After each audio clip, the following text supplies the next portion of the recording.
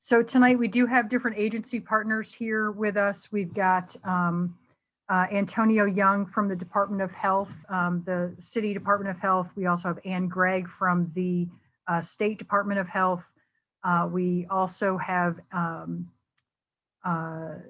District Chief Kenny Caldwell from the Fire Department, as well as Al Hardin from the Fire Department.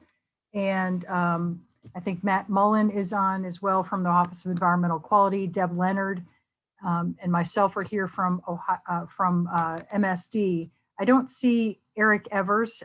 He may be joining us, but he'll be joining us just a few minutes late. Okay. Mary Lynn. And then him and Deb will be just helping to deal with the questions and logistics and stuff in terms of just running the meeting on the Zoom platform. And then we also have, let's see, I think I wanted to mention somebody else that I thought we had. Then there's somebody from 614. Is that Ed Gortner from Ohio EPA? Maybe? Maybe not. Okay. But I did want to just outline that, you know, we have some agency partners here, and what we don't have though is Buster. Buster has been attending the meetings. They attended the first and the last community meeting that we had. MSD did extend the invite to Buster for today's meeting back when we sent out all of the invites, and but they informed us via Lori Stevens that Buster employees will no longer be attending any of the community meetings, which was an instruction of their management. ATC, Dan Adams, is going to be the point person speaking on the Buster issues as it relates to daily activities and future plans.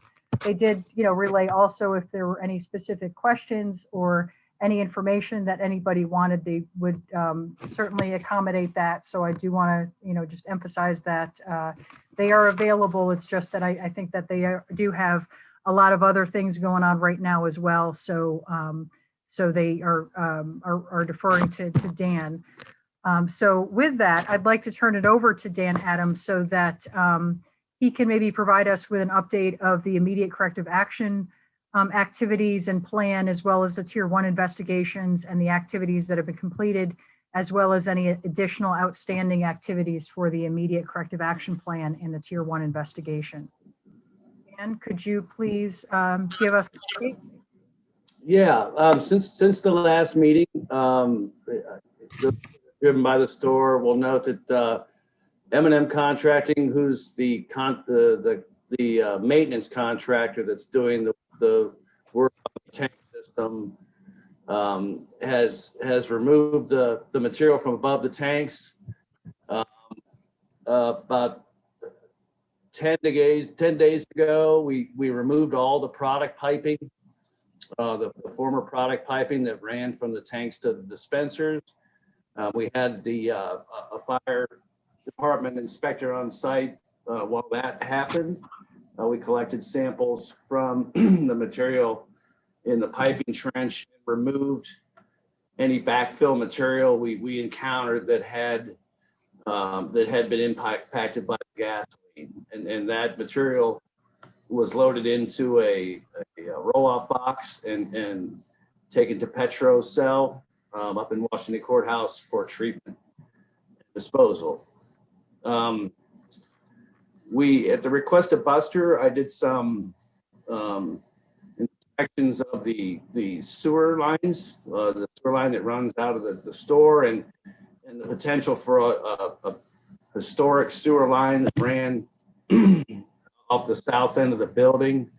We did a GPR, ground penetrating radar, that area and couldn't find anything. We ran a camera down a storm sewer line that runs east-west on the property to the south, and there is nothing connecting to that drain except for the slot drain that's on the exit of the store property.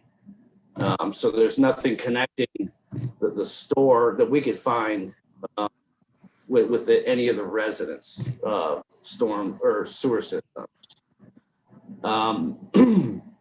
Right now, M&M is progressing with their work rebuilding that tank system.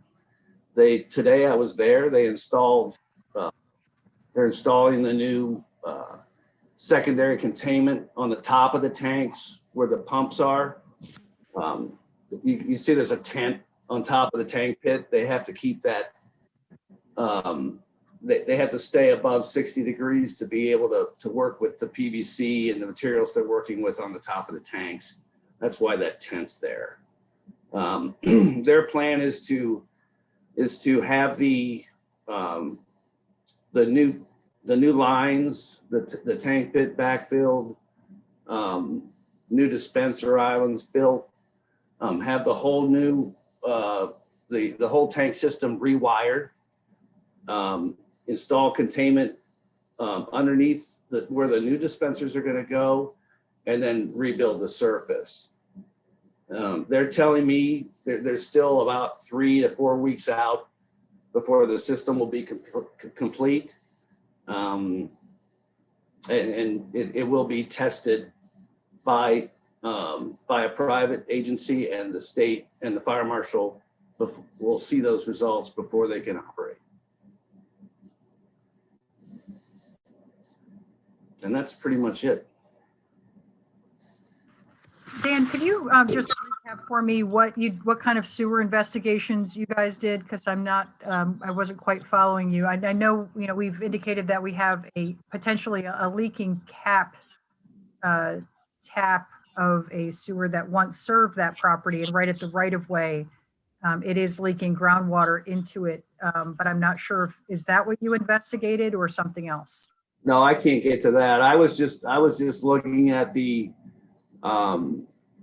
on-site sewer line and the potential for an abandoned sewer line to be coming off the back of the building, and I couldn't find anything.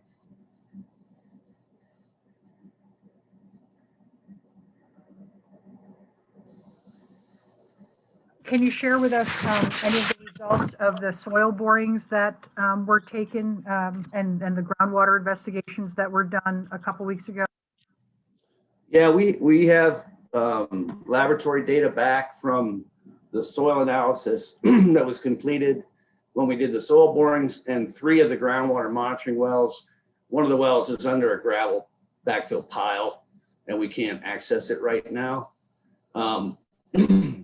There were constituents detected in those lab samples, but there's nothing that indicates that the product that was released from this recent release is what we're detecting in the soil borings and the groundwater.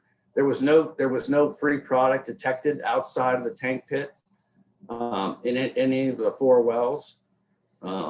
So those wells are installed in some pretty tight clay. So we don't have any indication that this release is migrating outside of the tank system right now. So all the constituents, you've compared those to the action levels, and what are the results as it relates to the action levels? We have constituents that exceed the action levels. We will have to do some delineation outside of those 4 wells. Is that for groundwater and soil, or is that? Yes, I believe so. Yep. Okay. Okay, I see Sean Newman has his hand up. Dan, are they going to do any soil samples on any of the residential property that is affected down Pedretti towards Carnation or down West 8th? Or is that just if a resident calls and asks? Typical for these investigations, our assumptions are that sewer line is tight, and once the product got in that sewer line, it migrated to the sewer treatment plant, and it's gone. I don't have any indication that anything was impacted off-site associated with migration down the sewer line. And that's the way Buster's program is set up. Okay, so I want to just follow up on that. I think, Sean's question, I think, was whether you're going to be doing, additional soil samples. So these are the monitoring wells that you took in some samples from, these 4. And some of them, or, you've just indicated that some of them are above the action levels. So there will be additional samples. So maybe talk about how there's going to be an additional delineation. So what would you anticipate that delineation to be? Um, And I guess just for the lay people who are on here, I mean, that just means that there's, with these circles with that says MW number, that's monitoring well number 2, monitoring well number 1. So there have been some data collected that the levels in either the groundwater or the soil is above the buster action levels. So that requires a kind of branching out a little bit more from those sites. Isn't that what essentially your delineation is going to do? Right. And I haven't, we are still compiling that data. I was working with my staff to get it in the tables actually today. Just off the top of my head, the delineation right now, from what I'm seeing, will be stepping out to the west from MW4. Surprisingly, that was the well with the highest concentrations. Okay. Okay, and you're still putting that data together, and you'll provide that data to us when you have it assembled. Yes. Okay. There'll be a formal report coming to MSD before next Tuesday. Okay. Do we have any other hands up right now? I can't see everybody's hand, and I can stop sharing this. That'll be easier, I suppose. Okay, let's see. What about the monitoring well? Mary Lynn, sorry to interrupt, but we do have one hand up.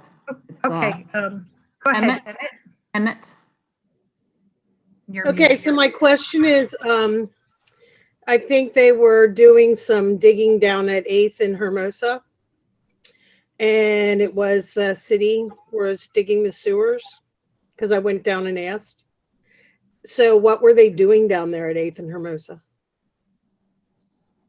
I know nothing about that. They said that they were from the city and they said they were working on the sewers. One block down from the gas station. It could be. What day was that? It could be that our crews are just regularly going out to do some inspections. I'm not sure. I'd have to follow up with you on that. Do you know what date that was? Let's see. It was January.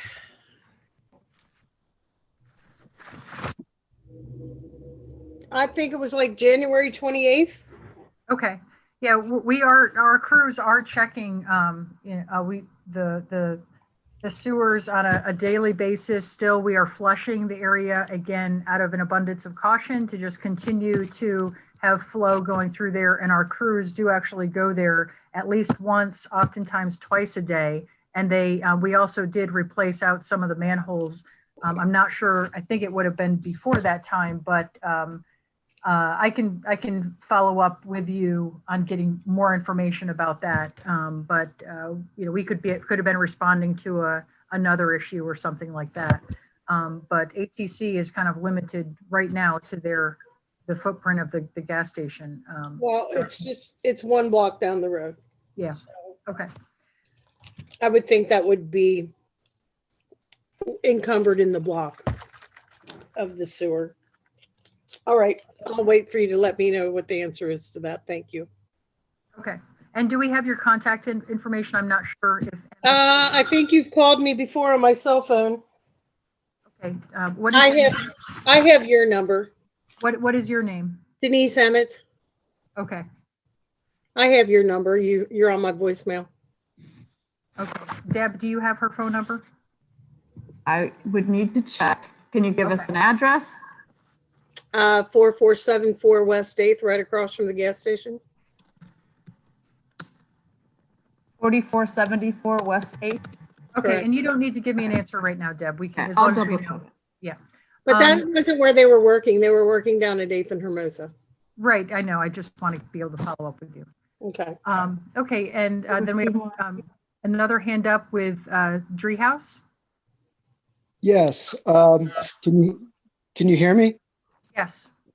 I missed last meeting and I appreciate the amount of work that's being done on the site. And there's a lot of remediation, but it's still, the question still in my mind is, even with this, what's the risk of human error if we go back to the same system? I mean, is this new system going to be automated to the point where there's no chance of human error? Or, are we going to be at risk of the same type of spillage again if the readings aren't right?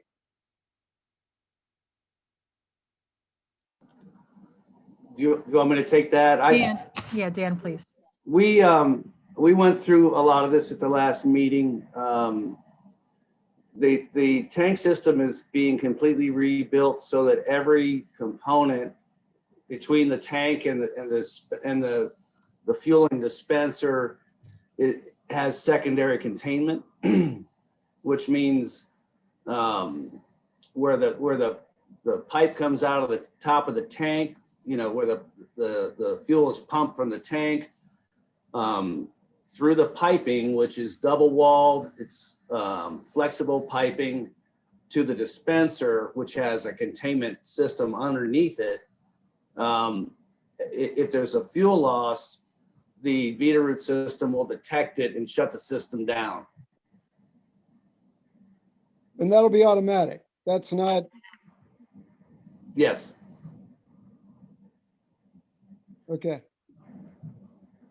So we did go through, Buster was on last week and there was, the last meeting on the 21st, there was a considerable amount of discussion with regards to the additional containment. Like, for example, they explained that right now there isn't necessarily any containment that would catch any release underneath the dispensers.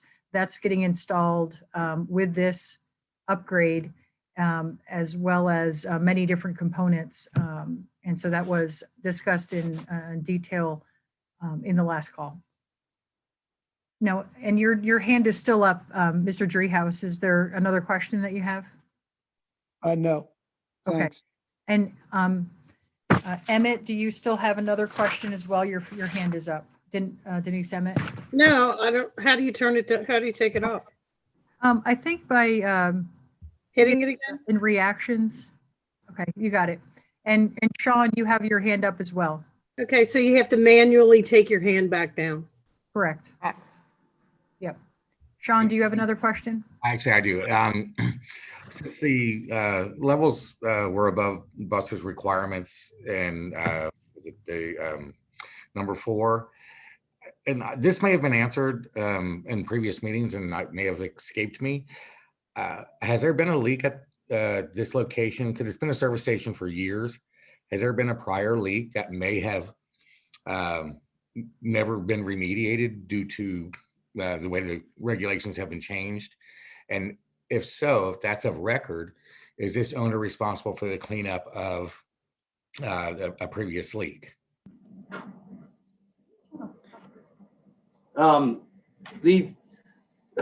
The reason I said that I don't think what we're detecting in the wells around the tank system are from this release is just it's the constituents that we're detecting. They're indicative of an older source. So yes, the way we're looking at it right now is that this site may have had a previous release into this clay around the tanks, and yes, Buster will require that any impact to the ground is delineated and either risked away or remediated to Buster action levels. So the current owner will be responsible for that. Yes. Okay, thank you. That answers my question. All right. Mary Lynn, we also have a question on the chat. You want me to read it or do you want to grab it? Sure, I can read it. So this is coming from Renee, and her question is related to if no one has checked the sewer, will someone from MSD come out and run a camera to verify 100% there is not two lines running off this sewer line? Deb had provided Renee with a image of only one running under her house, but the older plan shows it connected to the gas station. So MSD has updates as best we can over time. All of our, we try to TV all of our sewers and maintain those records. And we haven't done everything. We were working to do that, but fortunately, in 2011, we did do a TV inspection of, we put a camera down in the sewer, and we have verified back from 2011 that we know that there's only, there is a capped tap that once served the gas station, the backside of it, and we have verified from historic records, and that goes back just to 2011, that is capped there. Is that what your question is, Renee, as to whether that is truly capped?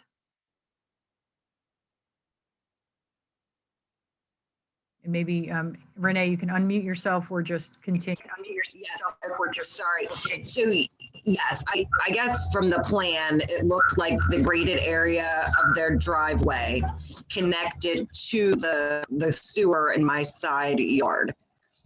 So if that is capped at the street, and if there's leaking coming from the hill, if that pipe isn't capped by the sewer side, I guess I'm trying to figure out if it could have gotten in air to get out of my house to create fumes. I'm just trying to, if you have the old plan, you'll see it looks like a V. Okay, I just put the visual I don't up know on. if you shared that with Mary Lynn.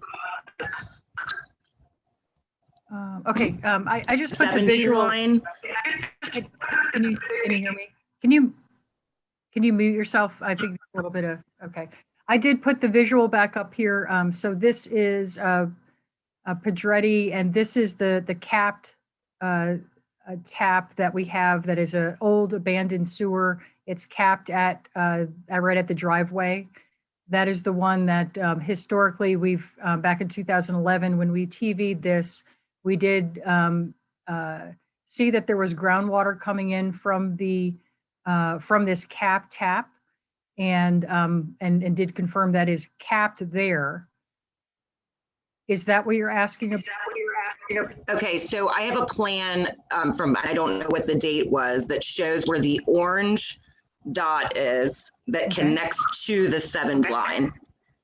And it shows a direct connection there. So I'm thinking if there was leaking coming from the side of the drive-through where where they've been digging up the wells, if it seeped downward and that pipe that was there previously has some type of crack in it, that could have been the source of where it got in to the MSD sewer.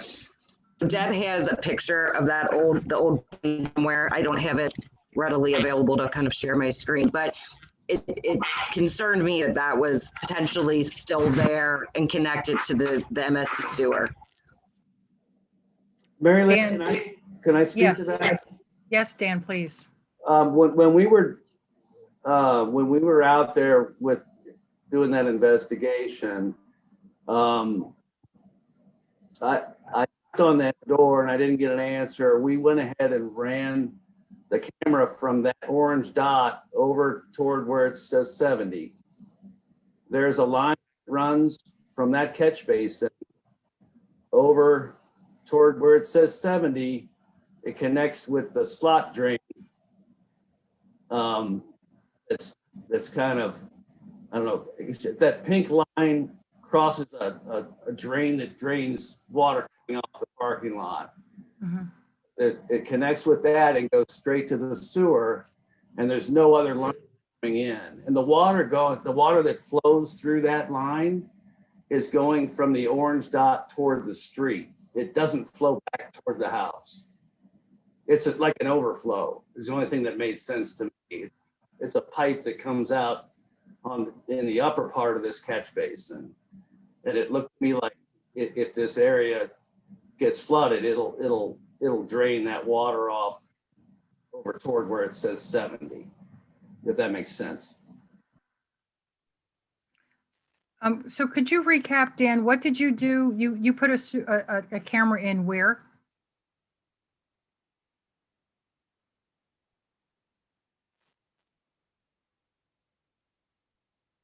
Oh, sorry, I muted myself. We put the orange dot there where it says 242140. Okay. Yep. And it ran over toward where it says 70 and to the sewer. And what the only thing that made sense is that's an overflow. When that catch basin gets full, it drains this yard area out to the sewer. Mm-hmm. Is what it looked like to us. So it Okay. back toward the house. Caroline, it's Karen. Yeah. I'm sorry, I'm trying to follow. Didn't you say that that was capped? Well, these were our records from 2011. We have not been able to get into and put our equipment in here because our equipment is not intrinsically safe. And Okay. with the vapors, it would not be safe for us to put our equipment into it. Still? I really don't want to take the risk.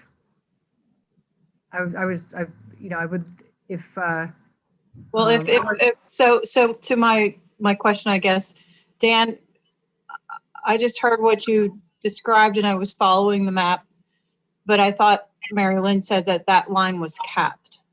So where? It looks to me like if what I'm thinking is the cap line, you can see it in the street where the road's starting to come apart a little bit. That is actually a little bit north of where the line runs from that catch basin and connects with the sewer.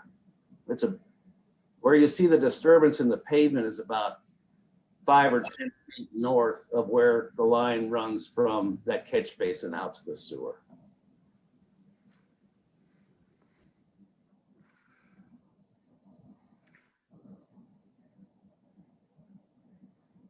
okay, so you were able to put a camera and go where, because again, I don't know if this is a private line. You're saying that there was a line here that you were able to put a camera in and connect to this point. I don't know if it's a private line or I don't know who put that in there, but it connects the catch basin in the yard there to the sewer line. Mhm. Under Petretti. Okay, well, I'd like to get more information on what you guys did there because this is somewhat new information to me. And we would like to have more investigations of this, it was our assumption, again, based on the 2011 inspections that we did, that this appeared to be capped, but we did have some groundwater coming in. And again, thinking that that was a potential source of groundwater coming in. But if you're saying that's connected to something, that is new information for us. No, the tap isn't connected to anything.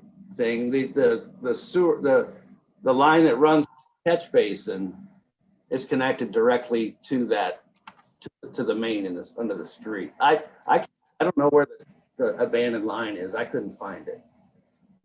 I couldn't find any evidence that there was a sewer line running off the back end of their store.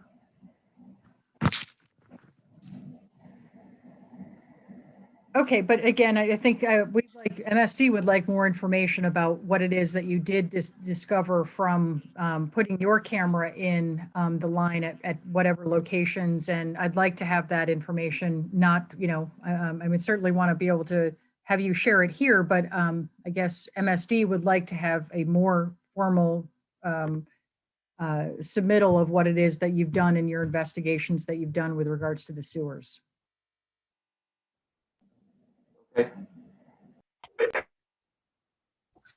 Mary Lynn, this is Renee again. Just one final note. Once they started doing the construction next door, we had higher levels in our basement again, which I mentioned to Deb. But when Al had come out to measure in the basement, a follow-up, they also went to the sewer, the orange dot, and there were fumes coming out of that as well in a reading.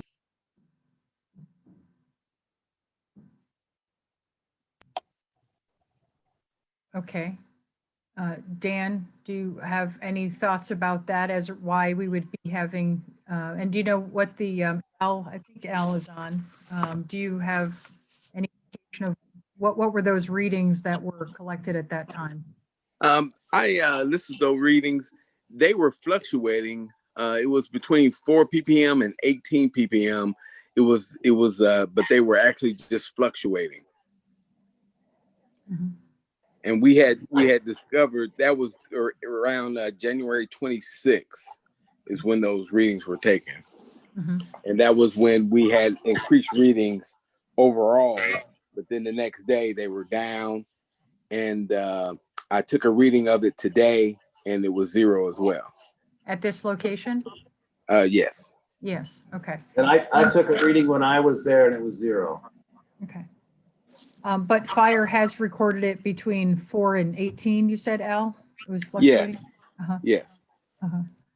Okay. And so just going back to the more site map, let's see if I can get that. Okay, here we go. So what Dan has shared is that this is the well that seems to have the potentially above background. So you'll be going above action levels. What we're talking about is even off the screen down here, as well as in the manhole that's up here. So I guess, what is your explanation for that, Dan? I don't know that I have one. I mean, that catch basin that he took that reading from, it looks like it's been plugged up for some time. It's got, organic gray matter in it. I don't think there's anything flowing through that until it hits that lateral line and goes out to the street. So I'm not sure what all this means. I mean, it doesn't look like there's anything moving from the catch basin down the main sewer line. It's all plugged up. Okay. And when will you be identifying your next kind of stage of delineation? Is that a tier 2 or is that still part of tier 1?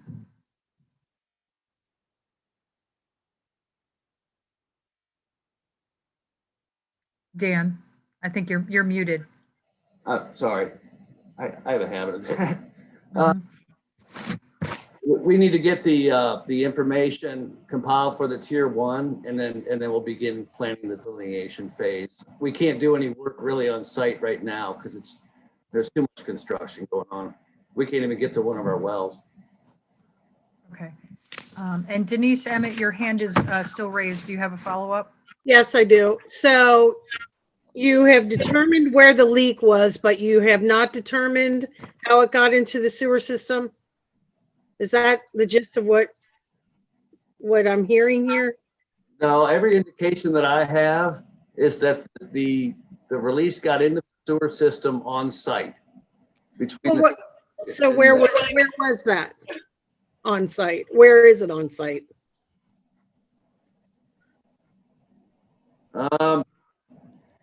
Probably somewhere between. Yeah, here, sorry, I'll go back. I meant to do. So that's good. That's good. This one?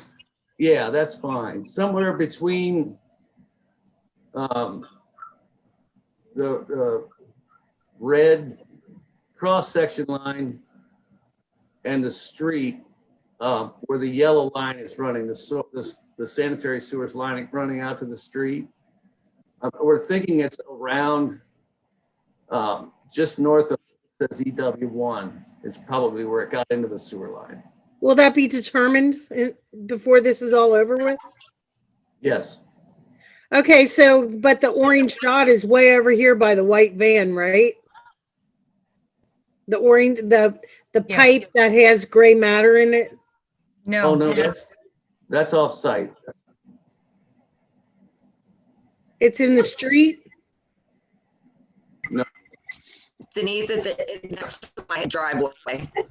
This is Renee. No, the pipe the pipe they were showing before, that was up to the left side of the awning, that is capped off and they don't know what it was hooked to. That was where the vent pipes used to come up on the wall over there. And they were moved over to the Pedretti side of the lot. They were in front of the gray car there, like between the gray car and the white van. They used to come up on that wall. And then they got moved over to the Pedretti side of the lot.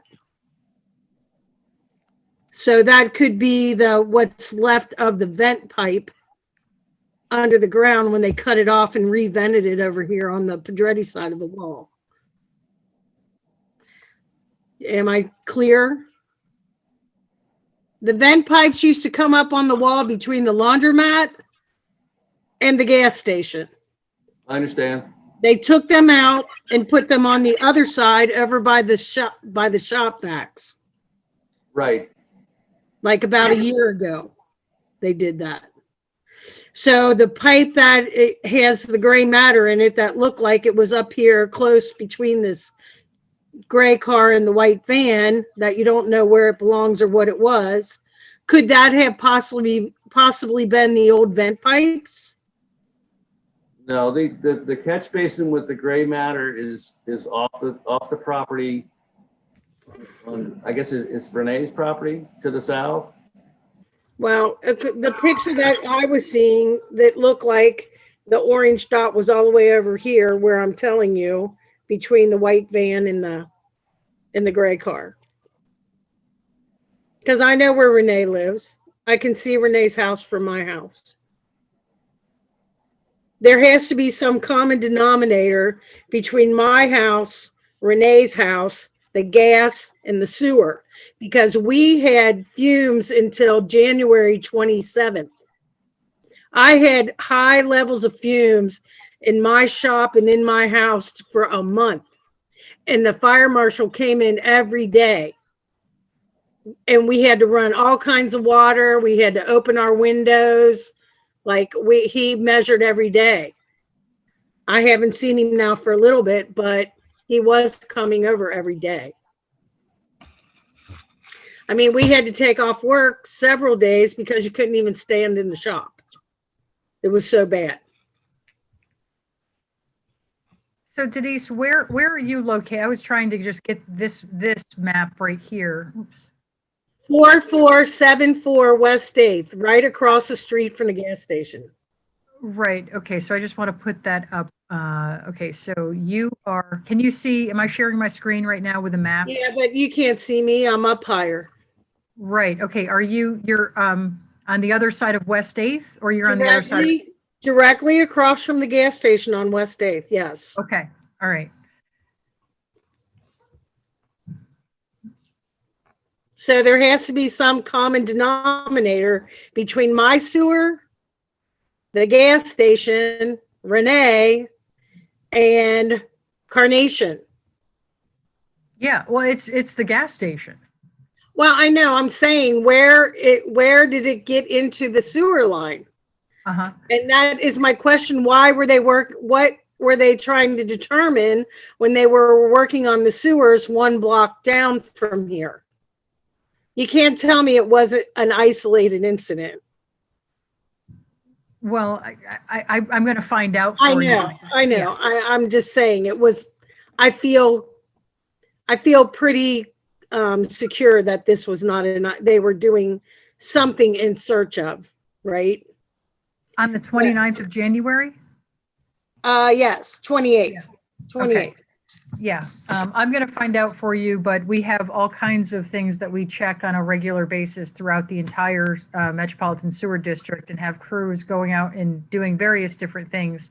I can tell you that we are, checking on the system, as I mentioned before.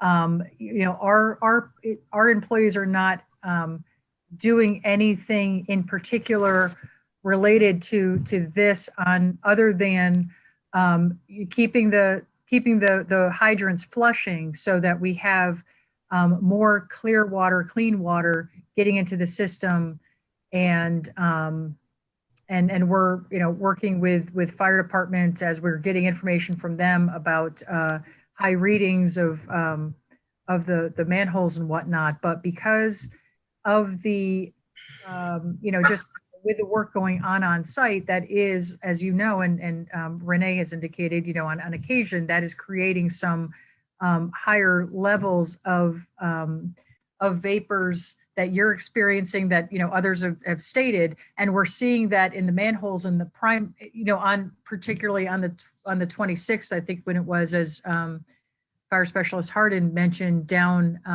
at the location that he had checked, but specifically up at the corner of West 8th and Pedretti, that was a high number on the 26th, primarily because there was activity going on site. The disturbance of the material, of the site conditions, the soils at the gas station are still causing some vapors to enter the sewer. So I guess, Dan, can you talk a little bit about that? Why do we keep on seeing that, and how long is it before that's going to be corrected?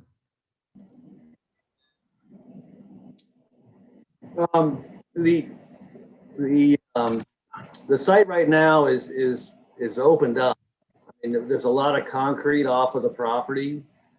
So I have no way of installing any kind of a vapor recovery system until toward the end of their store rebuild.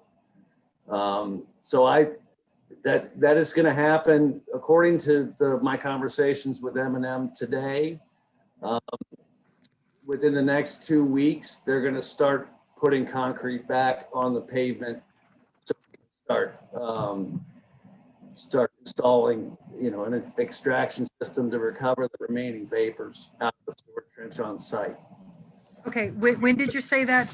Like a projected date for the plans for the extraction system? Because that's on my list to have you kind of cover that. So could you maybe kind of touch upon that a little bit more detail with regards to the plan for the vapor extraction? Because of the site work right now. Like I said, we won't be able to, because we can't pull a vacuum on the pea gravel when it's exposed to the atmosphere. So we'll install this extraction point or extraction well during the system, the UST system reconstruction, probably within the next 2 weeks. But we can't start pulling on it. It won't do us any good until the tank pit is covered back up again, and that's probably going to be around 3 weeks. Okay. Can you also touch upon the monitoring well and the monitoring you're doing, and that's down of the tank pit observation well, I guess, down here. You've taken more material out of there? Yeah, last Tuesday we did another extraction event, and we recovered another 15 tons of water and a little bit of product from the tank pit. The product thickness in the tank pit continues to decrease. It was after that last extraction event, it was at 0.08 feet, the thickness of the fuel. But right now the liquid level in the tank pit is below the bottom of that extraction well. As Okay. it snows and the snow melts again and the water level comes up in that well, we'll do another extraction event, and that'll continue until the product is gone out of that tank pit. Okay. Okay, I don't see any more hands up. Okay, no more questions there. So, okay, so we touched upon soil borings, the monitoring well, the plans for the vapor extraction. Can you talk a little bit more just about the coordinated efforts with M&M? I think, let's see, you've discussed that soil, kind of just the coordination as M&M, essentially, have they taken out all of the piping system? And I know this is kind of getting into more of the permit that fire issued for them to do that work. Can you kind of summarize what M&M has completed to date with regards to the replacement of the piping system and the information that we discussed last time? What has been completed since our last meeting on the 21st? Is that me you're asking me? Yes. Like I said, the have been exposed. All of the old equipment has been removed. The product lines that used to run to the dispensers have all been removed.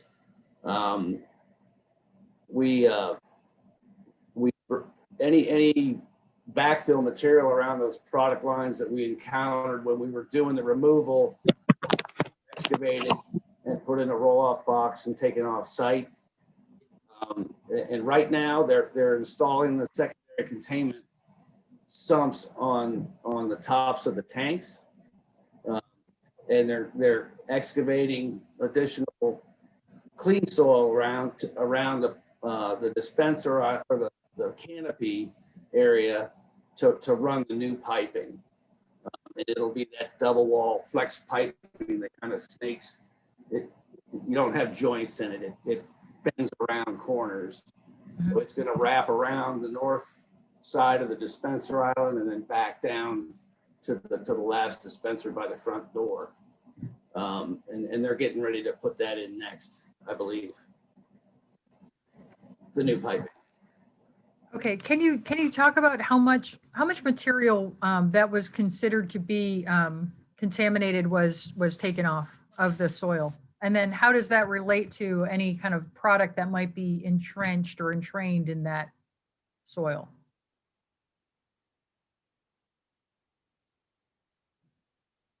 Was it several roll-off boxes or one roll-off box?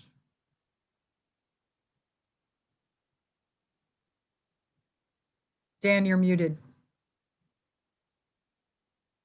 Sorry, I did it again.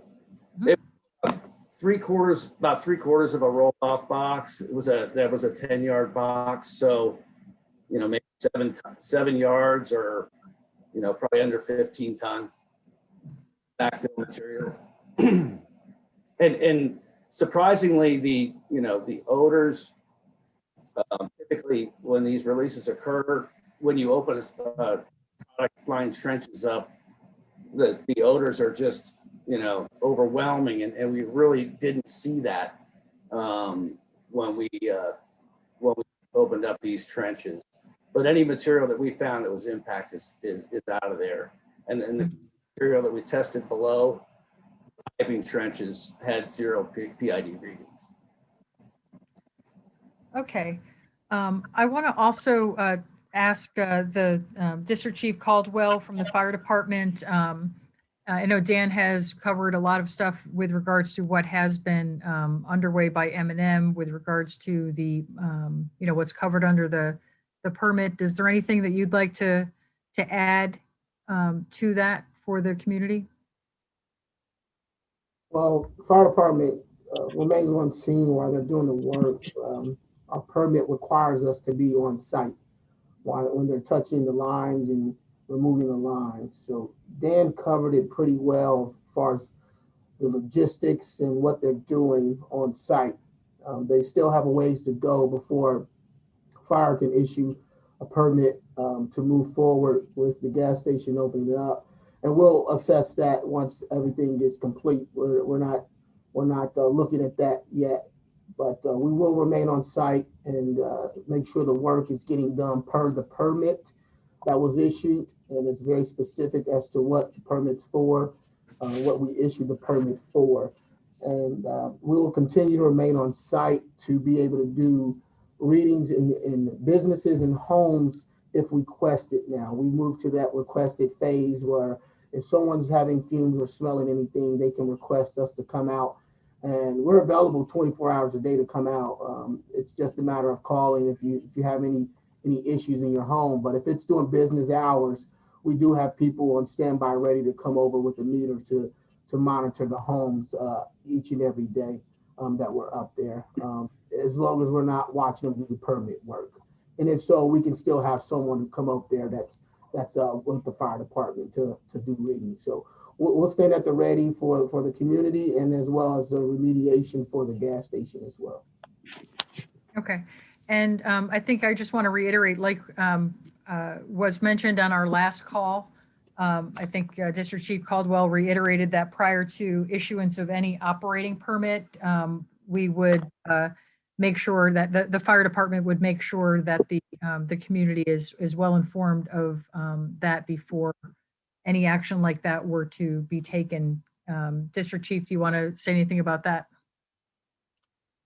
Absolutely. Last meeting we talked and someone brought up as far as the community and the West Price Hill being aware of the gas station opening back up. And I gave them my 100% assurance that they will know prior to the gas station opening back up before the permit is issued to the gas station. And well, that still stands. We will make sure that they are aware of it, and we can do it in this type of forum, or we can do it via any other streams that we have through media release that the community council would like to see it in. We can send it out either way. So whenever we come to that decision, they will be made aware of. Okay, thank you. And Sean, you have your hand up again. Go ahead. Just a couple things. Are they, and this may be a question for Dan, are they replacing their entire Veeder-Root system, or are they just adding different components? And Marilyn, I think last meeting we had talked, you had, somebody had a snapshot of their current Veeder-Root system so that I could kind of look up my technical manuals on it. Yes, did I not send that? No, I didn't get that. Right That's okay. You know, life happens, right? Yep. But for Dan, I didn't know if they were adding to or completely replacing their system. And if they're completely replacing their system, would you know what system they're currently going to put in? John, the only thing they've told me, I haven't seen their whole spec on the system. The only thing that I know is that they're rewiring the whole system. That's what's been told to me. Okay. So whether the actual box, the Veeder-Root box is replaced, I don't know for sure. But whatever they use, if it's that current system or a new one, it's got to be compliant with bus requirements before they can put it in operation. And right. Okay. Well, and that I understand. It depends on the system whether it can be upgraded or not. So that's why I asked. Yeah, I can't be for certain. I mean, he's replacing the whole system, so my guess is that he's putting a new box in, but I don't want to make any promises that I can't keep. Well, exactly. And the other question I have is that they're I know 99% of the issues with Veeder-Root, it's actually not an issue with the system; it's an issue with the employees. If this is going to be a fully automatic system, then we really shouldn't have anything to worry about. That's why I kind of wanted to see what model they're putting in and what modules, so I can assure our residents that this is how it works and it's supposed to work. Okay, I can find out. I appreciate it. Thanks. Mm-hmm. Okay, and I just put the model number in the chat, and a photo should be coming your way shortly. So I apologize for that. No, that's okay, Marilyn. Thank you. I appreciate it. Yep. Let's see. I wanted to also The health department is here as well, and Greg and Antonio Young. And I did want to just mention that I know since our last meeting, and the health department from the state health department has sent out information to the 3 property owners that had canisters for indoor air quality sampling. They did provide some, or they did get some information back from the health department about that information. And the health department continues to be available to talk to any other residents verbally with regards to any of the data that is available. And that is the way that the health department has been working, is really to kind of provide more verbal information. They do have various fact sheets and stuff, but they, and their contact information, I think, is on our website as well. But Anne or Antonio, is there anything you guys would like to add?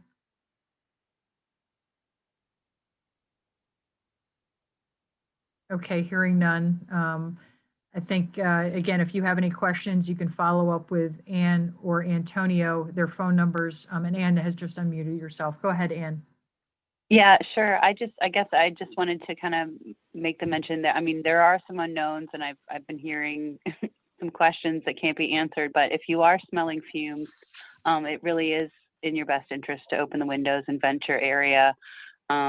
It's better to layer up, I suppose, than to kind of get a headache or get nauseous or whatever. And I definitely encourage you to report any complaints to the fire department to make sure that all of those things get documented and that they're there to kind of capture the levels that you may be experiencing. And also, if you need to contact your healthcare provider, definitely don't hesitate to do that. Okay. It's if you feel bad, just talk to them and definitely ventilate your area. So Thank you. I want to just mention 2 more things. I see there is another question in the chat. But then the 2 things I just want to mention are just some next steps are really with regards to just more information.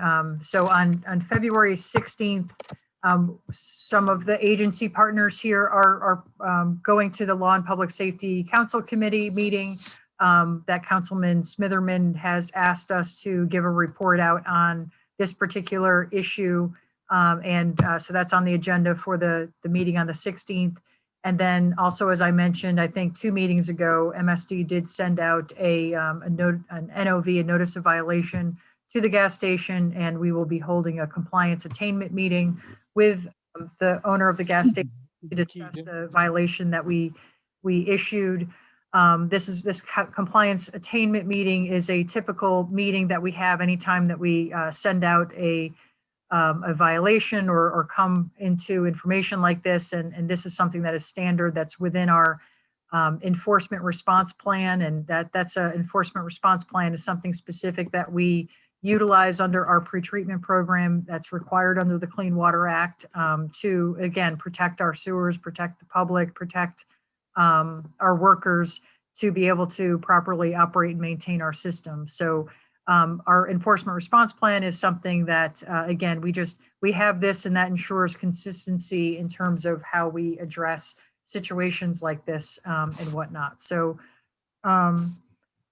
with that, I see that there's another question in the chat here. And then after that, I'm going to drop off and wrap things up on my end. But the question is, what is the 55-gallon drum or drums that are sitting on the back of the gas station? Dan, is that something that you can answer? Yeah, those are the full cuttings from the monitoring well installations. I'm trying to get those off site. They'll be gone. They'll be taken off site for disposal. Okay. Thank you, Mary Lynn. Tell your daughter happy birthday. Thank you. Thank you. She's 14 and, Oh my God. All right. So I'm going to drop off. Does anybody have any additional questions? Are we going to, what I was going to do, I was planning, I think on March 3rd would be our follow-up meeting to this. Well, unless something has happened sooner, but we would use March 3rd as the next update meeting.